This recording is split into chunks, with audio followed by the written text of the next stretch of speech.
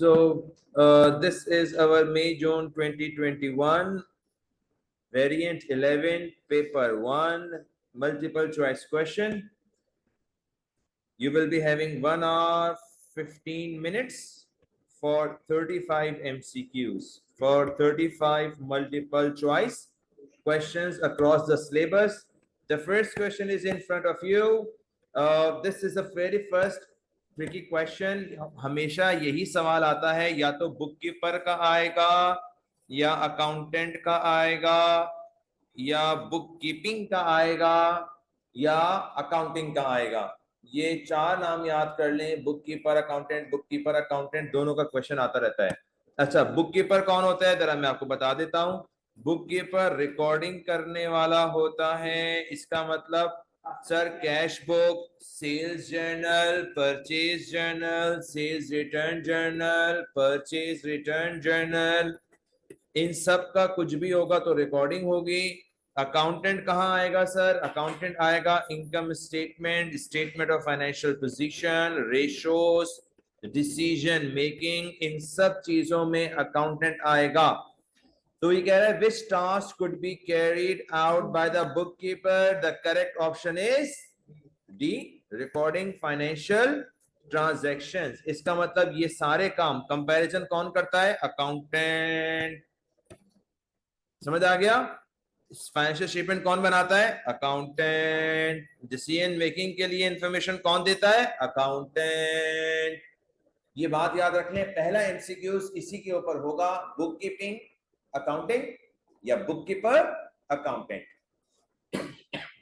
Next question, what is the accounting equation? Asset equals to liabilities plus capital. देखें मैं आपको बना देता हूं.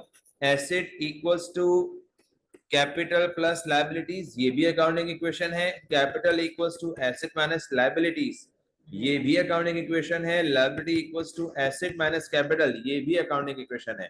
तो एग्जामिनर ने ये वाली इक्वेशन दी है, ऐसा ही है. Assets minus liabilities is equals to capital. Next, ये क्वेश्चन लाजमी आएगा और इसमें कंफ्यूजन क्या है? पहले आप अपने आप को आइडेंटिफाई किया करा करो, आप कौन हो? आप इसमें से सारा हो या जफर हो? Identify yourself from this sentence. Identify it. Sara और जफर, सारा और Zafar. So how would Sara's ledger, यानी आप सारा हो. आप कौन हो? सारा हो. So Sarah sold goods on credit. Zafar debit, sales credit. Zafar का अकाउंट बनेगा सेल्स लेजर में, सेल्स का अकाउंट बनेगा जनरल लेजर में. There are 3 types of ledgers. Revise कर लीजिए. 3 टाइप: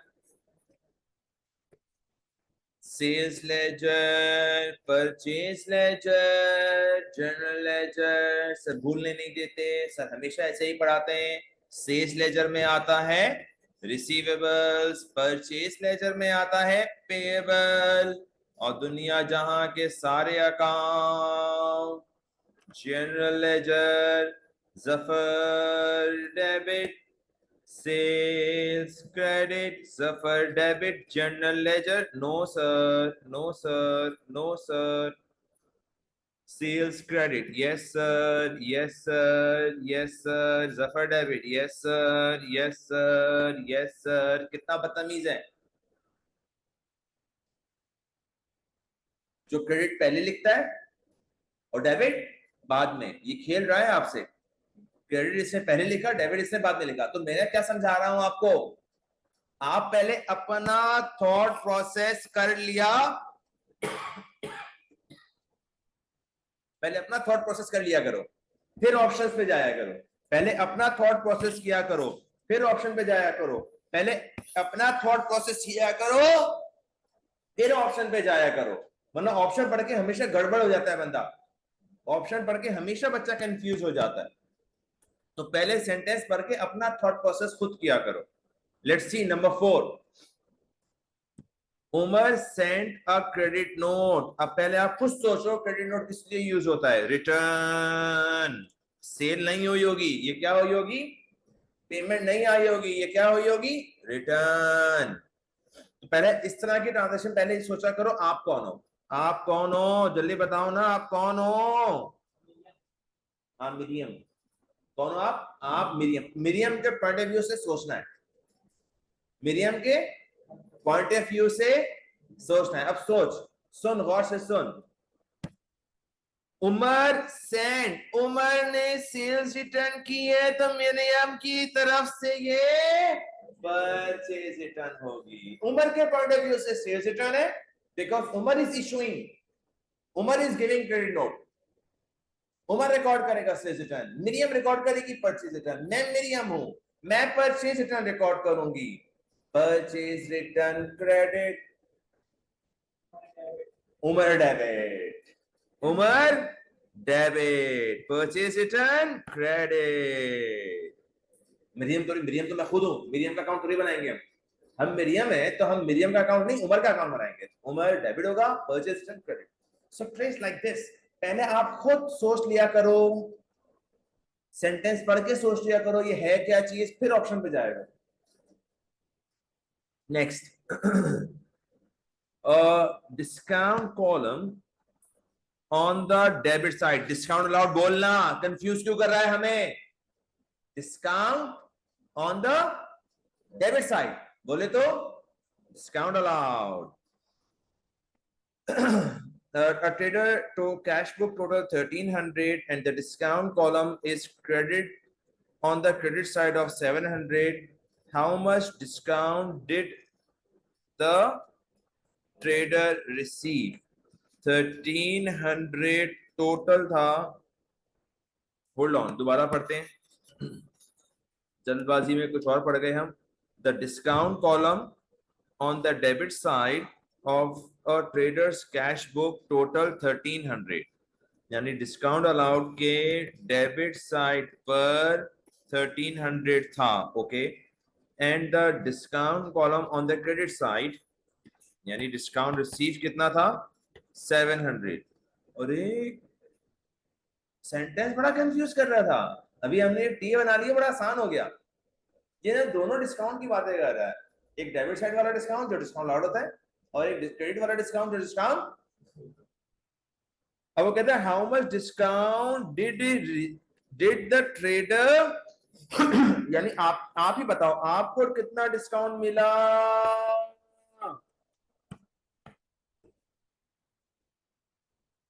ये हमें बनाने की कोशिश कर रहा है, बताना इसको यार। आप ट्रेडर भी आप हो, देखिए मैंने ये पढ़ा। आप कौन हो? ट्रेडर। ट्रेडर्स की बात कर रहा है, आपके लिए ही पूछ रहा है। आपके हिसाब से आपको कितना डिस्काउंट मिला?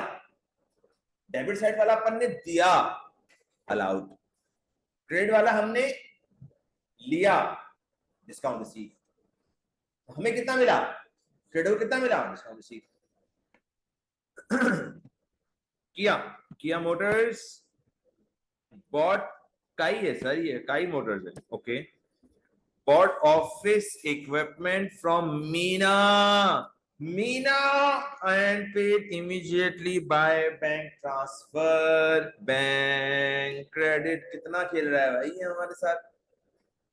बोल रहा है मीना से खरीदा। हाँ, कोई होशियार में आके मीना में पीछे लग जाए। मीना आएगी नहीं यहाँ पर क्योंकि पेमेंट किससे हो रही है? बैंक से हो रही है। Bank credit, office equipment credit debit, office equipment खरीदा डेबिट, पेमेंट की बैंक से, बैंक क्रेडिट। अब कुछ ऐसे बच्चे होते हैं ना कि जो मीना के पीछे लग जाएंगे। मीना कहाँ है मेरी? नंबर 7, जब Jabbari maintains a petty cash book. Jabbari maintains a, आ गया पेडी कैश बुक, 2 साल पहले सिलेबस में आया है, तो हाई इंटेंसिव टॉपिक है, एमसीक्यूज तो आएगा ही आएगा इसका। जब्बारी जब Jabbari maintains a petty cash book using imprest system. ये क्या होता है सर? जिसमें फ्लोट मेंटेन करना पड़ता है। मैंने आपको 5,000 रुपए दे दिए पूरे महीने के लिए, अब आप खर्च करते रहे, खर्च करते रहे, खर्च करते रहे, 450 खर्च हो गए। अगले महीने में आपको 450 और दे दूंगा to top up the balance to 5,000 again. For example आपने 4,200 खर्च कर दिया, तो मैं अगले महीने आपको 4,200 और दे दूंगा ताकि दोबारा वो बैलेंस 5,000 पहुंच जाए। ये इम्प्रेस सिस्टम जिसमें अमाउंट, स्टार्टिंग अमाउंट हमेशा फिक्स होती है। The imprest is restored at the end of each month. Okay. Which amount restored the imprest system at the end? Amount left? No, no, sir. हाँ सही है वैसे तो. Less the total vouchers. The amount left in the petty cash plus total voucher received. Imprest amount less the total voucher received. The total voucher received. Voucher क्या होता है? जिससे payment होती है। तो जितनी पेमेंट की होगी वो क्लर्क आपको लाके दिखाएगा, मैंने इतने वाउचर्स इशू कर दिए, यानी इतनी पेमेंट मैंने कर दी। जितने वाउचर आपने लिए होंगे, रिसीव किए होंगे अपने क्लर्क से, उतनी ही पेमेंट आप उसको दोगे। तुमने 4,500 खर्च कर दिए, लो 4,500। तुमने 4,200 खर्च कर दिए, लो 4,200। तो वाउचर इज अ प्रूफ कि तुमने इतनी पेमेंट की है। Number 8. Which statement is true about a trial balance is correct? It assists to locating arithmetic errors in the bookkeeping record. सही हो सकता है. It is a proof that entries in the ledger accounts are free from errors. No. Number C. It reveals all the bookkeeping errors. How? No, bhai. It shows ledger accounts errors only. No. अच्छा, trial balance की अपनी definition क्या है? Trial balance की अगर मैं सिर्फ definition पूछूं तो अपनी डेफिनेशन क्या है? याद रखिएगा, बहुत आती है ये. It is the list of account balances. ये ट्रायल बैलेंस की अपनी डेफिनेशन है.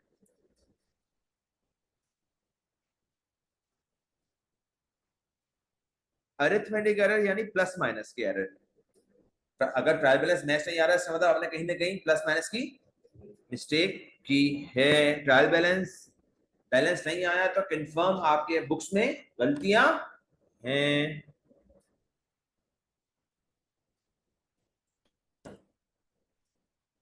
Number 9. What is an example of compensating error? When आपको पता होना चाहिए definition. When two or more errors cancel out their effect. ढूंढो. Two or more errors cancel out their effects. A payment of office equipment repair was debited to office repair था, office equipment में लिख दिया. Sir ये error of principal है.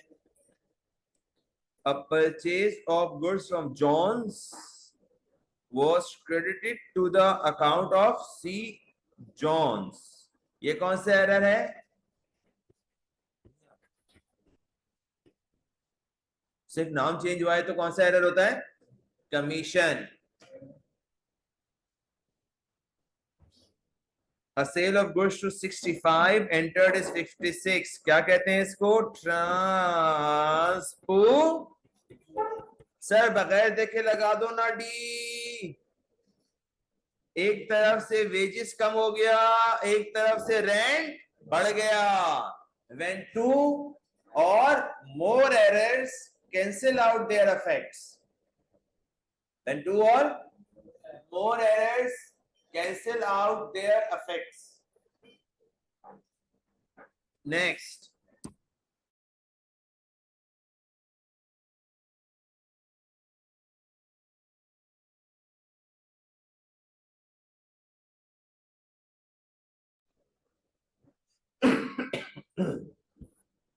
याद रख लें ये कौन सा ईयर चल रहा है? May June 2022 variant 11. May June 2022 variant 11. Here we go for question number 10.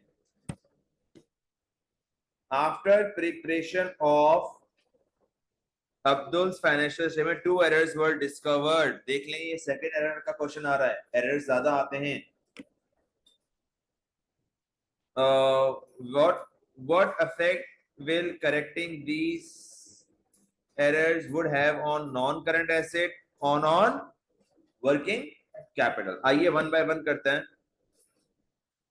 पर अब मैंने इन दोनों पॉइंट ऑफ व्यू से सोचना है, सिर्फ नॉन करंट एसेट और वर्किंग कैपिटल। वर्किंग कैपिटल बोले तो करंट एसेट माइनस, अगर इन पे इफेक्ट आएगा तो मैं यहां प्लस माइनस लिखूंगा, वरना नहीं लिखूंगा। कैसे सर? आओ देखते हैं। पहला error, purchase of machine by bank transfer 5000 was omitted to record.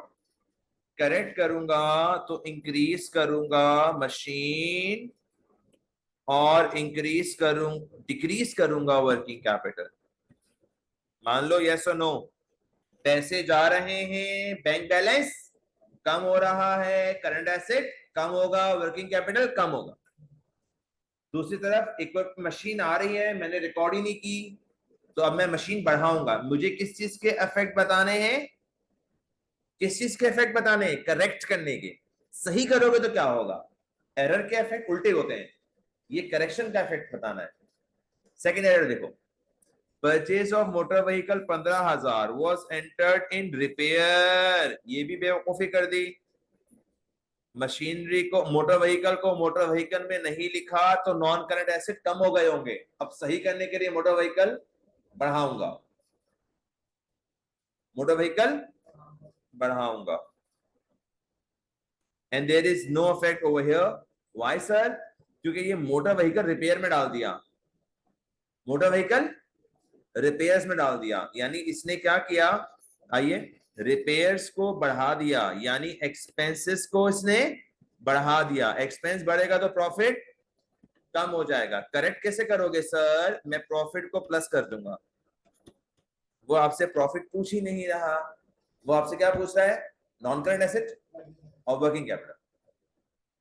So the correct answer should be increase non current asset by 20 and decrease working capital by 5. The correct option is C.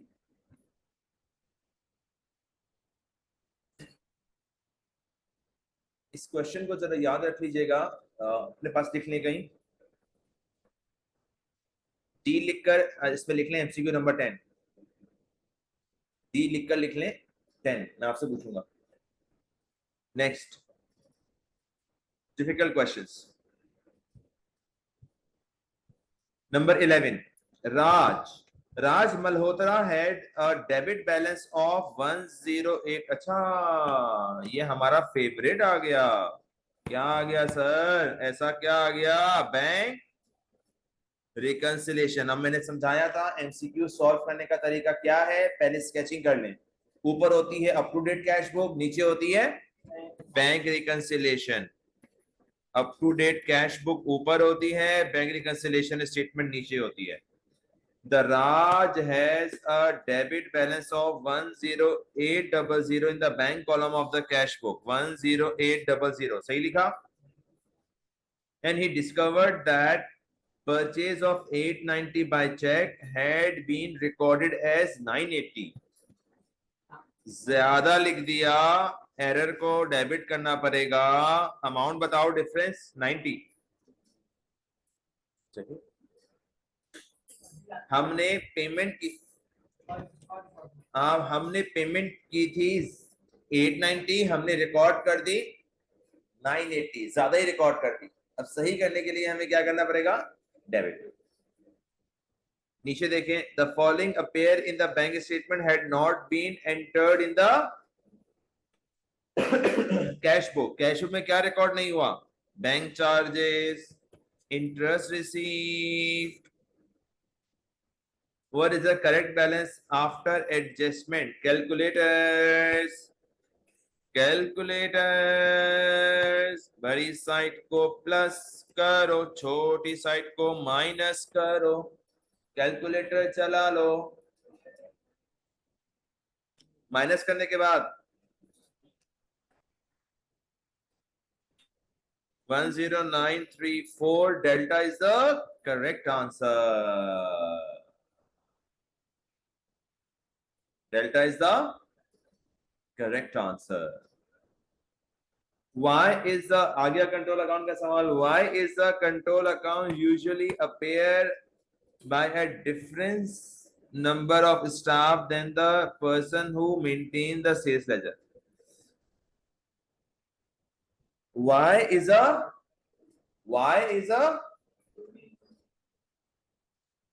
sales ledger control account usually prepared by a different member? Okay, यानी individual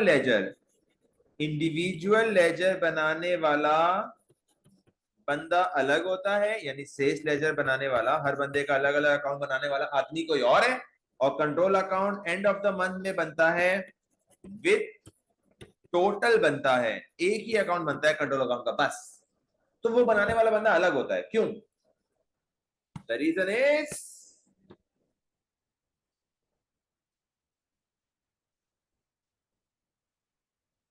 घर का भेदी लंका ढाए, अपने ही गिराते हैं नशे मन पे बिजलियां.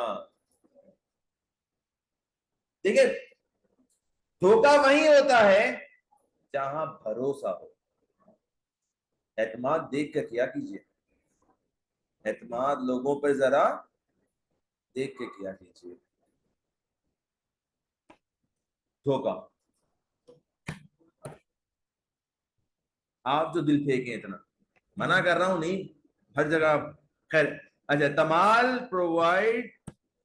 provided the following information for March, his first month of trading. तमाल ने नया कारोबार शुरू किया है, जॉब छूट चुकी थी, हालात बड़े खराब थे, इन्होंने कहा अपना काम शुरू कर देता हूँ. आजकल मंडी का बड़ा काम चल रहा है.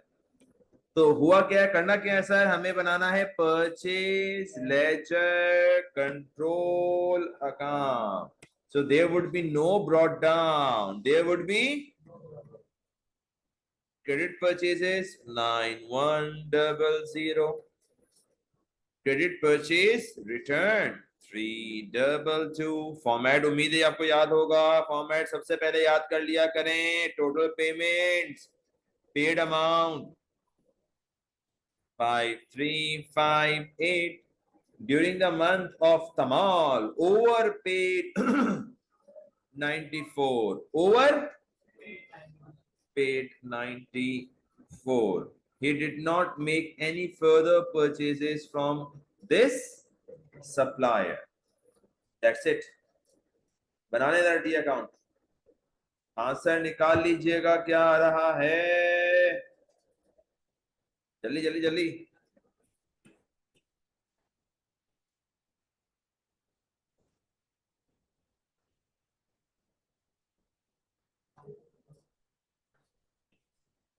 हाँ, डेबिट बैलेंस होगा, रिफंड किया नहीं है. तमाल ओवरपेड, ये पता लगा है कि उसने पे किया है.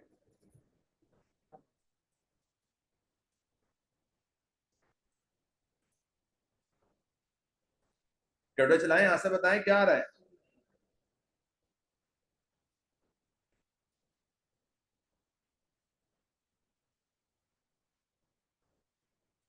आंसर बताएं. करेक्ट, सब टोटल कर लें, क्या आ रहा है आंसर. बड़ी साइड कौन सी आ रही है, 9194. 9194 में से माइनस करें,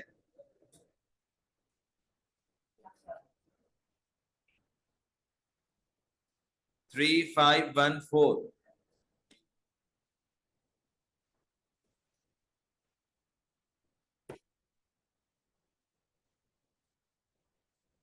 Delta is the correct answer.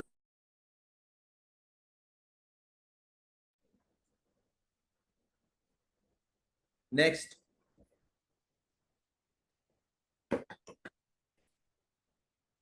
$14. The following payments are made. Following payments were made by John when he purchased a machine. तो बता दें, वही आ रहा है कैपिटल रेवेन्यू एक्सपेंडिचर वाला question, capital and revenue expenditure वाला क्वेश्चन. कौन कौन सी कॉस्ट एसेट का कॉस्ट का पार्ट बनेगी, कौन सा एसेट का कॉस्ट पार्ट नहीं बनेगी. ऑल दोज इनिशियल एक्सपेंसेस, क्या याद कराया था सर ने, all those initial expenses which are necessary to make the asset workable. All those initial expenses which are necessary to make the asset workable, they all are added. अब देखें कौन सी cost necessary है. Purchase of machinery तो है ही है, इसमें क्या क्या चीजें ऐड करेंगे आप. डिलीवरी चार्जेस इंपॉर्टेंट है या नहीं? Should be add it. How about insurance? How insurance? Insurance तो चलने के लिए होती है कि चलने के दौरान वो डैमेज ना हो जाए, तो मेरा नुकसान हो जाएगा. इंश्योरेंस क्या होती है?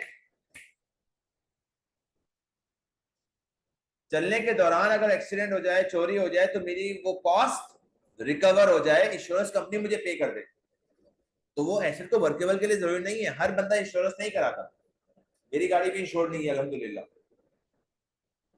जाए जाए जिसको उठानी है उठा ले. अब फिलहाल की नहीं है तो ले जाएगा कोई भी. बात कर दी आपने अब्दुल्ला. फट्टू लोग ही कराते हैं इंश्योरेंस. और बोले, और क्या खुल के बोलूं मैं? जिनका ईमान नहीं होता वो कराते हैं इंश्योरेंस. और क्या बोलूं मैं आपको? नहीं खुलवाओ मेरे मुंह से ज्यादा कुछ. आगे चलते हैं. Instalment charges. यस सर, जब तक वो इंस्टॉल नहीं होगी इक्विपमेंट, या एसी की एग्जांपल बहुत दफा दी गई है, जब तक वो इंस्टॉल नहीं होगा तो डब्बा पैक एसी से ठंडक नहीं आएगी. वो कोई जिनको आ रही होती है, वो किसी और तरह जगह की ठंडक है जो आ रही होती है. ये कह रहा हूं. प्रीपेड मेंटेनेंस चार्जेस एसेट का कॉस्ट का पार्ट है? The answer is no. The correct option is C. 15. On 1st January, Zach entered the cost of repairing equipment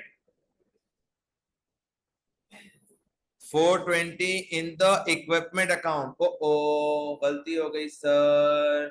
हमने रिपेयर करवाई थी और इक्विपमेंट में ऐड कर दिया. हमने कराई थी रिपेयर और हमने ऐड कहां कर दिया उसे? इक्विपमेंट में. रिपेयर्स ये D. Difficult question, interesting question. A next question.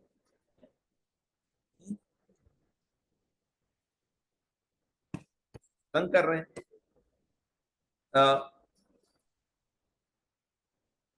31st December, depreciation of 20% using straight line method was charged on the balance of equipment. What was the overall effect on the book value of the equipment? Equipment की book value पे क्या फर्क पड़ा? मतलब ये दो बातें मैंने पहले बोला था. एक तो होता है इफेक्ट. सुन लीजिए मैं क्या समझा रहा हूं, गड़बड़ मत कीजिएगा एग्जाम में. या तो एग्जामिनर पूछेगा इफेक्ट ऑफ एरर, या वो पूछेगा इफेक्ट ऑफ करेक्शन. थोड़ी देर पहले सवाल आया था, वो करेक्टिंग का इफेक्ट पूछ रहा था. इक्विपमेंट और वर्किंग कैपिटल वाला, वो करेक्टिंग का इफेक्ट पूछ रहा था. यहां क्या कह रहा है, दोबारा पढ़ लो. What was the overall effect on book value of equipment? Error का इफेक्ट पूछ रहा है. गलती तो हो गई, ठीक है. इस गलती होने से क्या फर्क पड़ा? आपके इक्विपमेंट ज्यादा बढ़ गए या इक्विपमेंट अंडरकास्ट हो गए? ओवरकास्ट हो गए होंगे या अंडरकास्ट हो गए होंगे. सही हो गया? बात समझ आ गई? सवाल क्या है? इस एरर का इफेक्ट क्या होगा?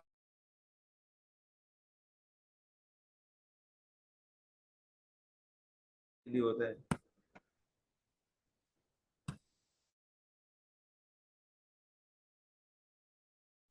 खोल दिया रूम, मैसेज खोल दिया.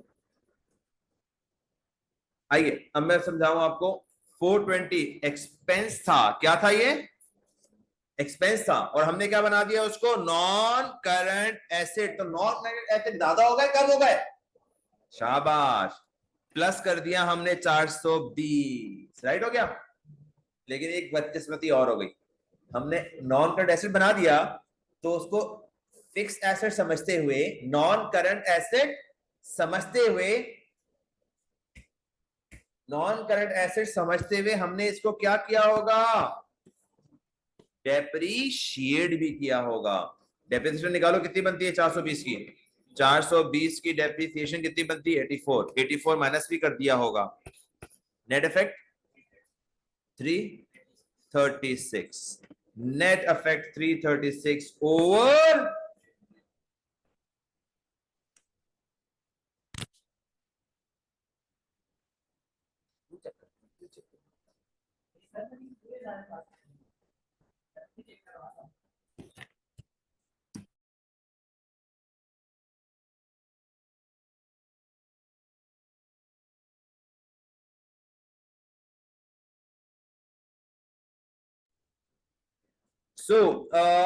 देखें, एक तो हमने एसेट बना दिया, ये गलती, और एसेट बनाकर डेप्रिशिएट किया, ये भी गलती।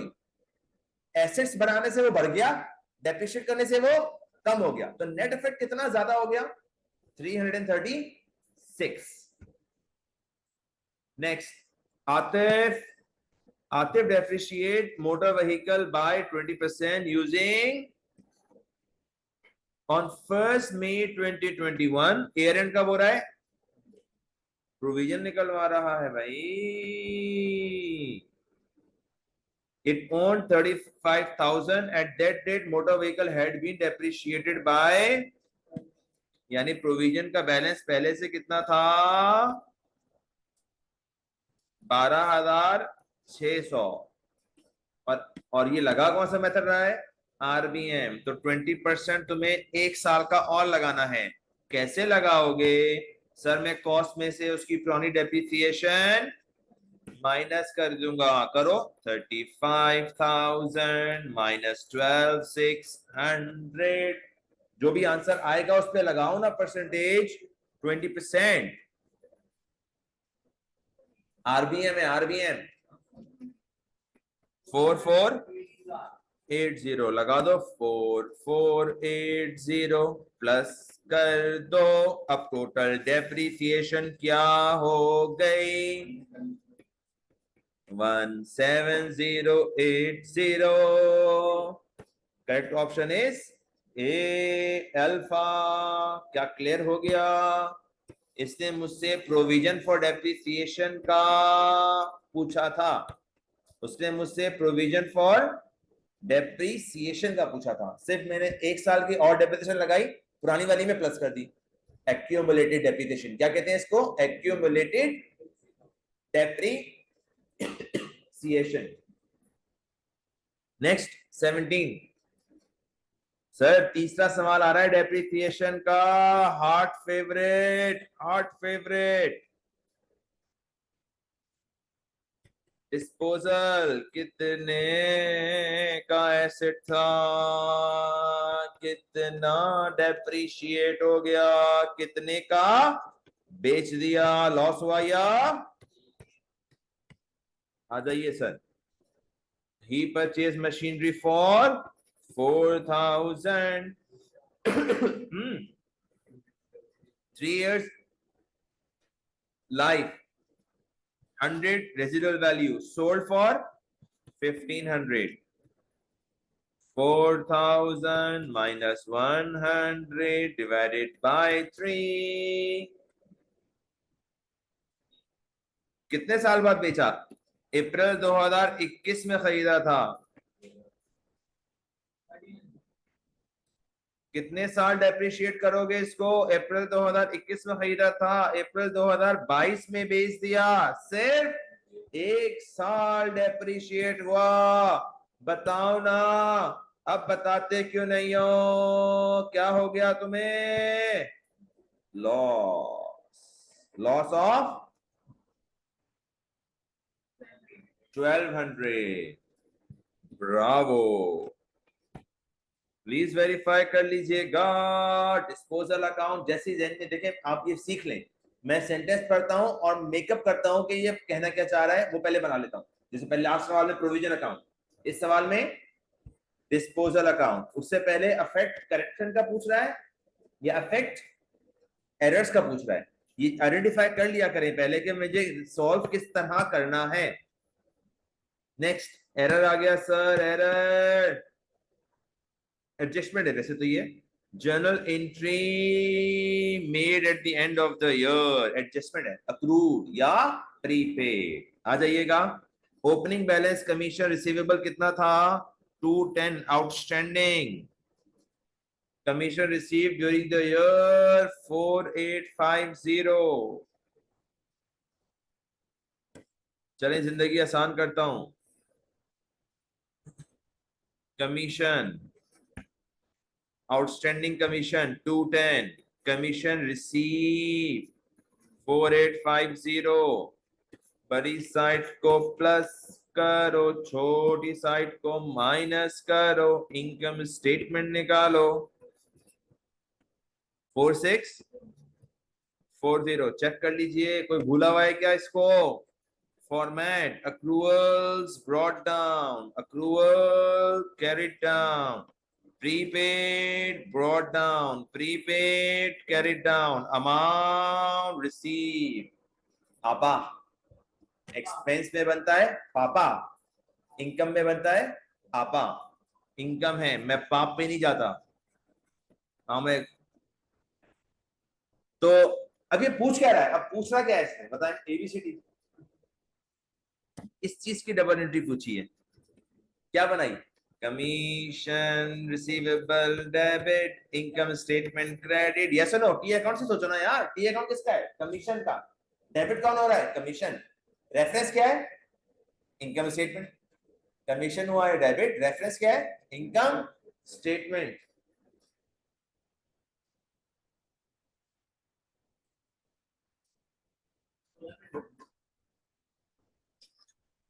Answer is alpha Bravo Charlie. Number 19, which statement about the debts recovered debts recovered, ये नोट कर लीजिएगा, ये पहले सिलेबस में नहीं होता था, अब आता है। बैड डेट रिकवर्ड, वो आ गया सर, वो आ गया जो छोड़ के चला गया था, मुझे जिंदगी का गम दे गया था, वो आ गया लौट कर, मेरी जिंदगी में बहारें लौट आई sir. Cash debit, better recovered credit. लेकिन अगर आप किसी और के साथ फिक्स हो गए फिर अदर इनकम डबल डबल भाई वन गेट वन। तो अदर इनकम माजर के साथ इसका नाम ही ये क्या है भाई? अदर इनकम है। मैं कसम खा के बता रहा हूँ, टॉपिक पढ़ा रहा हूँ, टॉपिक ऐसे ऐसे डाल देते हैं, बच्चे खराब हो जाते हैं हमारे। अदर इनकम है भाई, ये अदर क्या कहलाती है? ये अदर इनकम। डूबे हुए पैसे वापस मिल गए। अब देखते हैं एग्जामिनर क्या पूछ रहा है। कॉन्सेप्ट मुझे क्लियर होना चाहिए, कॉन्सेप्ट आपको क्लियर होना चाहिए, उसके बाद ऑप्शंस पढ़ा करें ताकि आप सही आइटम की तरफ पकड़ लें। ऑप्शन पढ़कर मत समझा करें, समझकर ऑप्शन पढ़ा करें, वरना ऑप्शन आपको मिसगाइड कर देगा। मैं फिर बता दूं, ऑप्शन आपको मिसगाइड कर देगा।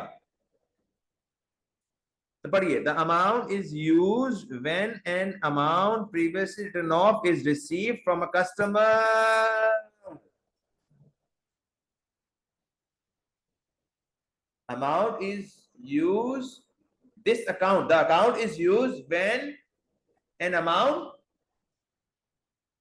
जिसे आप अपनी जिंदगी से निकाल चुके थे, उम्मीद ही छोड़ चुके थे आप, फोन बंद, व्हाट्सएप बंद, ब्लॉक कर दिया मुझे, इंस्टा से भी, स्नैप से भी ब्लॉक मार दिए मुझे, कोई स्टेटस नहीं आ रहा, कोई स्टेटस नजर नहीं आ रहा, एक हफ्ता, 2 हफ्ता, महीना, दोस्तों से कांटेक्ट नहीं हो रहा, किसी को कुछ पता नहीं, मैं क्या समझू? कब तक उसके, ये जिंदगी एक ही दफा मिलती है मुझे, जीएम जाया कर दो किसी के लिए, समझ? लेकिन अगर वो दोबारा आ गया तो उसे कहते हैं bad debt recovered, other income, second income. Main income आप कुछ और बना चुके थे, तो सेकंड इनकम आ गई आपकी। खैर आगे चलते, बच्चों को समझाने के लिए टीचर्स को। तो ये बैड डेट के भी 2 टॉपिक आ गए इसके अंदर, सेकंड क्वेश्चन भी बैड डेट्स का आ गया। और से देखिएगा, मेरा एरियन कब हो रहा है? 31 दिसंबर। डाउटफुल डेट की परसेंटेज कितना है? 5%। 1 जनवरी को प्रोविजन 800 था, trade receivable owed 13400, of which 600 is recovered as irrecoverable. आइए, ट्रेड रिसीवेबल में से पहले मैं बैड डेट माइनस करूंगा, कितना आंसर आएगा? 12,800। इस पर मैं डाउटफुल डेट की परसेंटेज लगा दूंगा, पुराने वाले को माइनस करूंगा, चेक करूंगा बढ़ गया या कम हो गया।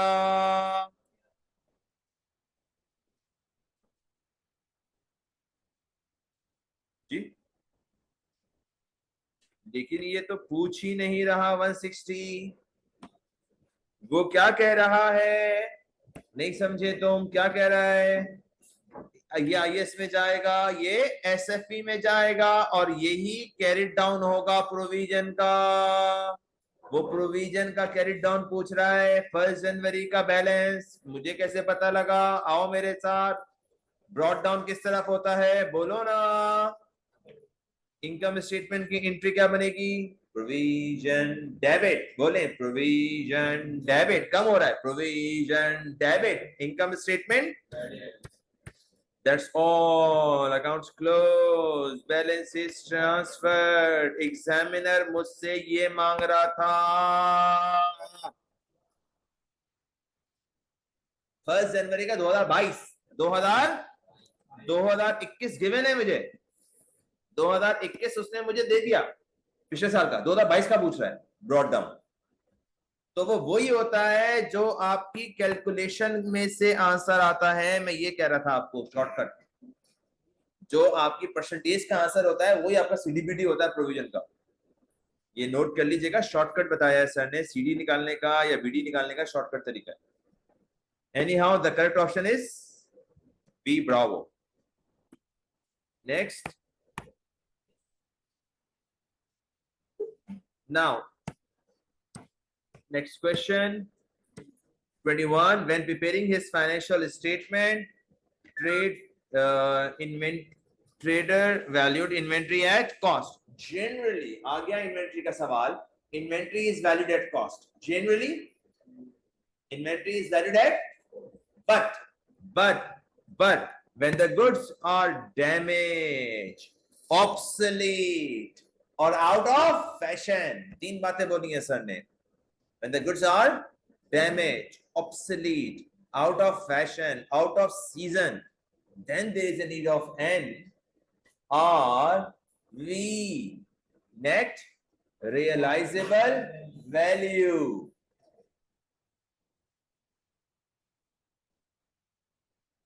So, हमें कॉस्ट को अपनी एनआरवी से क्या करना पड़ता है? कंपेयर। जो भी लोअर होगा वो पिक करनी होती है।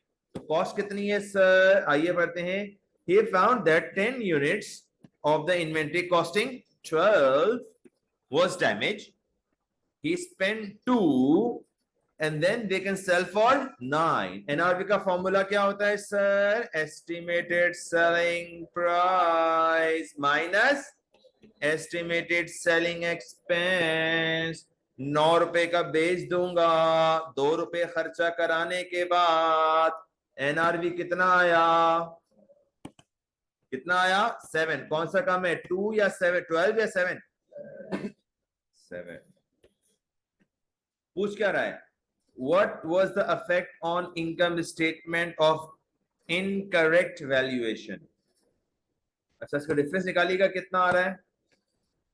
डी 12 माइनस 7 कितने होते हैं? कितने होते हैं, बोलो।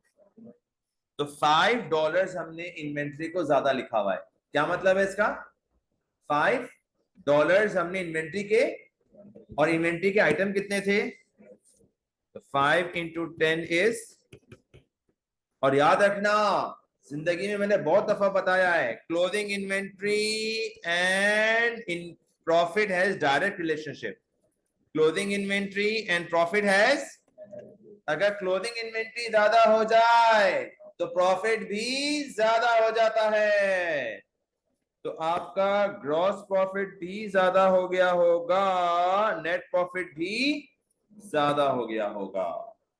ये बहुत सारी इंपॉर्टेंट बातें थी इस एमसीक्यूज में। नोट कर लीजिएगा, cost versus NRV calculate.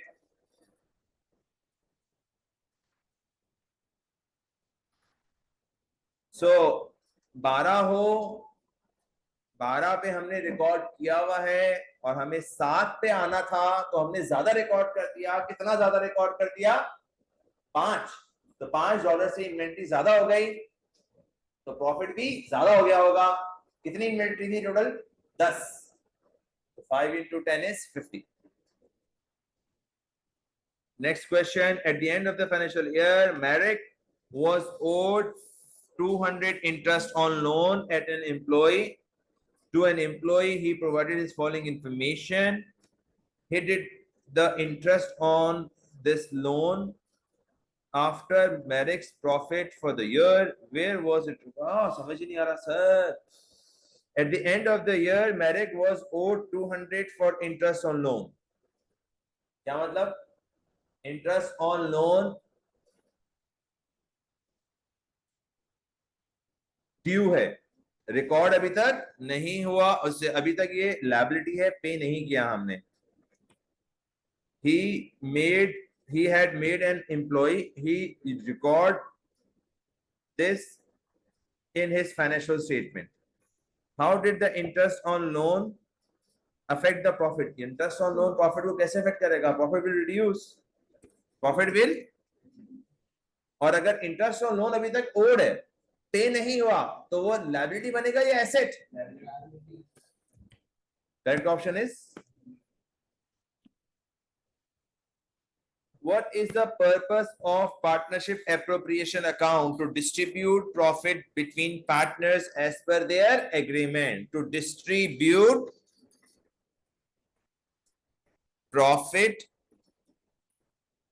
among partners as per agreement. So what should be the correct answer?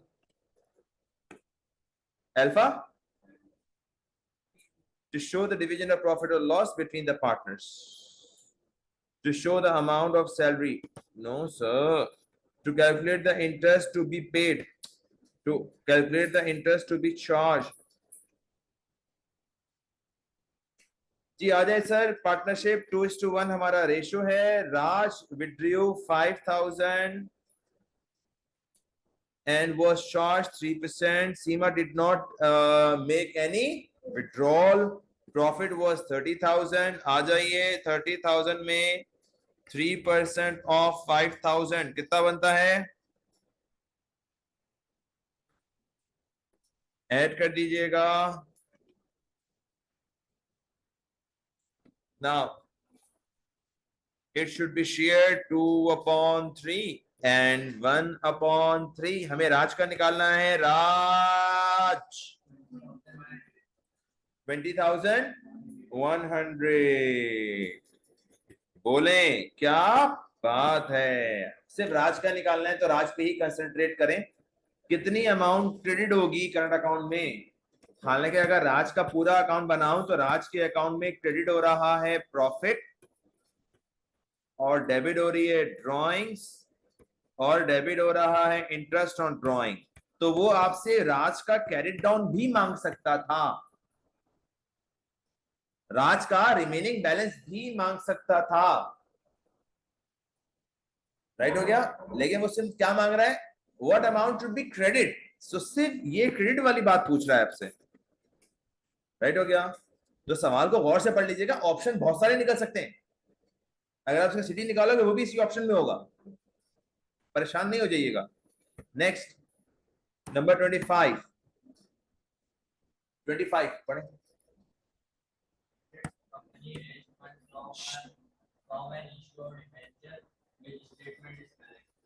Debenture issue, आपको पता है पैसा आता है डिबेंचर इशू करने से, यानी लोन लेने से पैसा आता है। It's a raising of finance, it is a way to raise finance, it is a way to raise finance. The debenture is a part of equity. बोलो ना, no sir.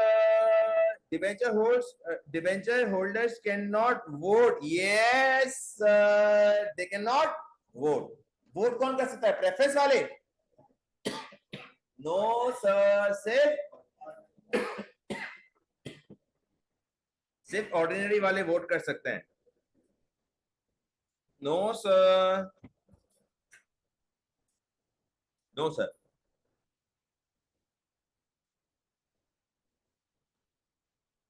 गौर से देख लें, गौर से देख लें।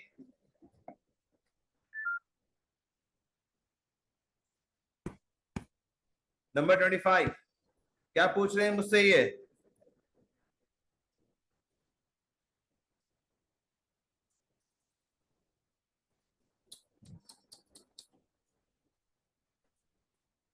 ब्रॉट डाउन हमारे पास कितना था आखिर में? एंडिंग इक्विटी कितना आ गया?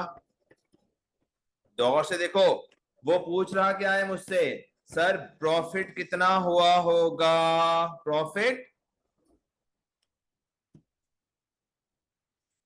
ऑर्डिनरी डिविडेंड पेड प्लस होता है माइनस होता है? ट्रांसफर टू जनरल रिजर्व आएगा ही नहीं। क्यों सर? क्योंकि वो प्रॉफिट से तो माइनस हो जाएगा, जनरल रिजर्व में प्लस हो जाएगा। Transfer to general reserve profit से होगा माइनस, जनरल रिजर्व में होगा प्लस, टोटल इक्विटी पे कोई फर्क नहीं पड़ेगा। अब आप उल्टा जाकर निकालिएगा, 580 प्लस 50 माइनस 5 लाख,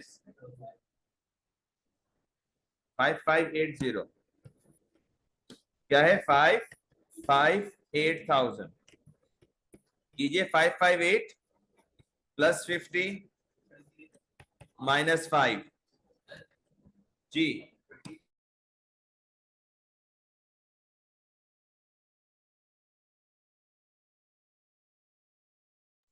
और से बोल दो ना, दोबारा नहीं बोल सकते हो, गर्मी लग रही है आपको पता है जी।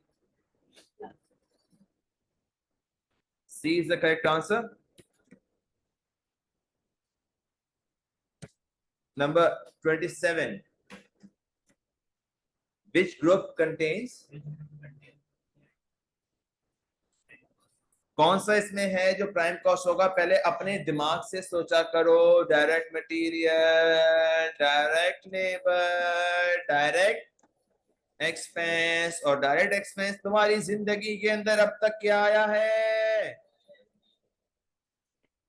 Direct expense, depreciation, no sir. Direct wages, supervision, no sir. Factory overhead, no sir. Direct raw material, royalty, direct labour. करने का तरीका सीख लो सर से, ऐसे ही करना है आपने भी। Next sir, work in progress of the manufacturer on 1st January was 6200. At the end of the year is this. What was the effect on cost of production for the year? Sir opening वाला add होता है, closing वाला less होता है, तो 6200 में से 5400 minus कर दीजिएगा। 800 आपके पास प्लस में आ रहा है या माइनस में आ रहा है? बोलो ना, बोलते क्यों नहीं हो? नाउ सर वो आ गया, सर वो आ गया। कौन आ गया तुम्हारे पास? Incomplete records, capital at end, at drawings, less capital at start, less additional capital. This is the way to calculate profit. Capital at end, at drawing, less capital at start. During the years 9500 was withdrawn from the owner's private bank account to purchase the motor vehicle to be used in the drawings. नहीं, ये क्या है? Additional capital है भाई, additional. ये क्या है? Additional capital minus 9500। Owner के पैसे निकालकर बिजनेस में खर्च हुए, तो ये कैपिटल इन्वेस्टमेंट है भाई, ये कैपिटल इन्वेस्टमेंट कहलाती है।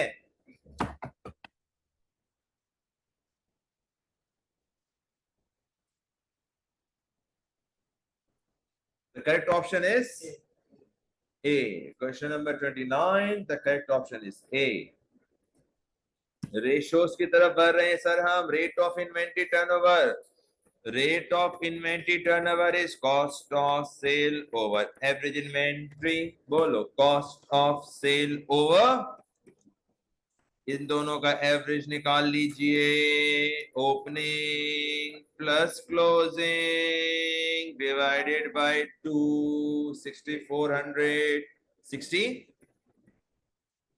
कॉस्ट ऑफ सेल निकाल लीजिएगा.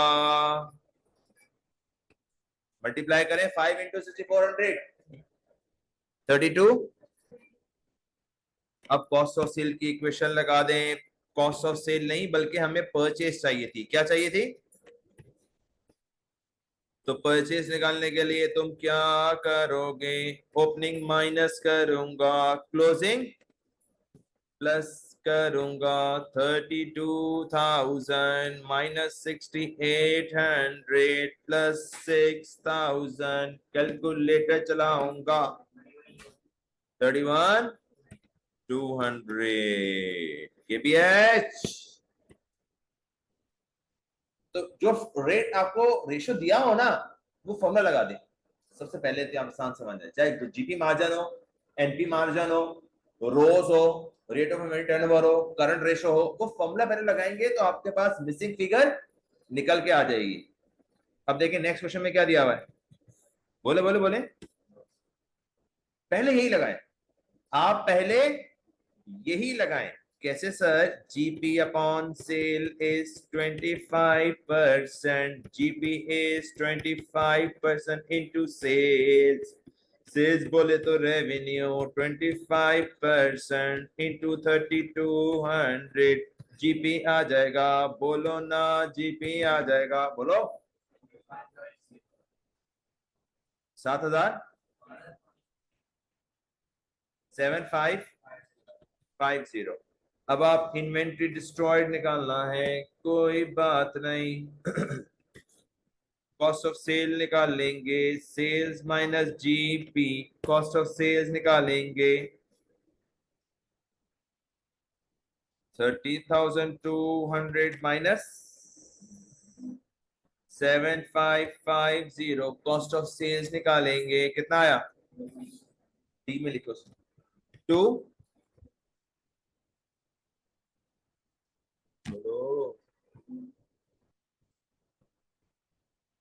22650. अच्छा अब वो क्या कह रहा है? मेरा ओपनिंग इन्वेंटरी 0 है. राइट. और वो क्या कह रहा है? ऑन 19th को मेरे पास आग लगी और सारा का सारा माल जल गया. अगेन वही वाला formula. Cost of sale. Cost of sale equals to opening inventory at purchase minus closing inventory. क्या चाहिए तुम्हें? क्या चाहिए? Closing inventory. क्यों सर? जितना माल बचा था सबका सब जल गया. बेरनॉल नहीं था इनके पास, वरना जल जाए तो बेरनॉल. ओके. कॉस्ट ऑफ सेल क्या आया था? 22,650. कितना माल जल गया? कितना? 2950. Correct option is Bravo 2950. अच्छा सवाल था. अच्छा सवाल था. डिफरेंट सवाल था. सबके लिए नहीं था ये सवाल. 32. रोज नाम लिया और हाजिर हो गया. Operating profit upon capital employed into 100. बोलो इनटू 100. प्रॉफिट बोले तो टोटल प्रॉफिट ही होगा. कैपिटल एम्प्लॉयड का फॉर्मूला क्या होता है? Capital plus non current liabilities. Capital plus non current liabilities. Capital employed 150. 150. Calculators मार लीजिएगा. ब्रावो बहुत आए इस पेपर के अंदर. ब्रावो बहुत ज्यादा ही आए. नाउ 33. कौन बताएगा हमें? 33. विच action could a clothing retailer take to improve the rate of inventory turnover? Improve करना है, फॉर्मूला लिखो पहले। रेट ऑफ इन्वेंटरी टर्नओवर का फॉर्मूला बताओ क्या होता है। आंसर बता दो बस। चीटर सोच क्यों है आपकी ऐसी? आप पहले ये सोचो, पहले ये सोचें कि इसका फॉर्मूला क्या है, रेट ऑफ इंटरनल का फॉर्मूला क्या है। शॉर्ट टर्म समझा रहा हूं, क्या कैसे निकालेंगे, इधर आओ। इंप्रूव कैसे होगा, जब न्यूमरेटर इंक्रीज हो जाए और डिनोमिनेटर, अब तो सोचने मेरी बात, कौन सी ट्रांजैक्शन ऐसी है जिससे ऊपर वाला बढ़ रहा हो, सोच। Increase selling price, increase selling price, क्या इन दोनों में सेलिंग प्राइस आ रही है? बोलना, क्यों नहीं बोलता? मैंने शॉर्टकट सिखा दिया तुझे यार। जिस फॉर्मूले का वो इंप्रूव या इंक्रीज या डिक्रीज पूछ रहा है, उस फॉर्मूले को लिख। न्यूमरेटर बढ़ेगा तो बढ़ेगा, डिनोमिनेटर कम होगा तब भी बढ़ेगा। अब बता। Number 2, offer discounts on last years design, इससे क्या होगा? इन्वेंट्री कम हो जाएगी, ये कम हो जाएगा। नीचे वाला, pay clothing suppliers as quickly, no sir, no effect. मुश्किल सवाल था, लेकिन लॉजिक से सही हो सकता है जीएम। अगर तुम्हें इसका आंसर नहीं भी पता होता, खैर हो गई, सिर्फ फॉर्मूले का सेंस पकड़ो। फॉर्मूले का सेंस क्या कह रहा है? Number 34, a trader is considering selling goods on to a new customer. किसको बेच रहे हो? नए कस्टमर को बेच रहे हो। Customer, what could be calculated from the customer's financial statement? Customer की फाइनेंशियल स्टेटमेंट से क्या, तुम कस्टमर के कौन हो, रिसीवेबल या पेएबल? रिसीवेबल हो पेएबल हो? पेएबल हो, payable turnover. I repeat, I repeat again, आप अपने कस्टमर को माल भेजना चाह रहे हो, अब वो कह रहा है मुझे क्रेडिट पे बेचो। क्या कह रहा है वो? मुझे आप उधार भेज दो। अब नए कस्टमर को मैं जानता हूं नहीं, हर एरे गैरे नत्थु कह रहे को हम क्रेडिट पे माल नहीं देते, तो वो मुझे क्या देगा? अपनी फाइनेंशियल स्टेटमेंट चेक कर लेंगे, फाइनेंशियल स्टेटमेंट कैसी है। तो आप उसकी फाइनेंशियल स्टेटमेंट से क्या चेक करोगे?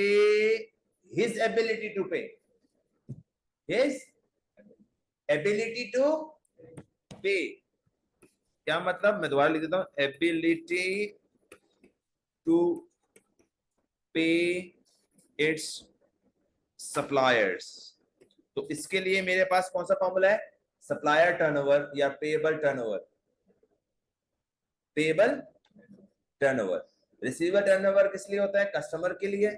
और पेएबल टर्नओवर किसके लिए होता है? सप्लायर के लिए। Mohsin, last question.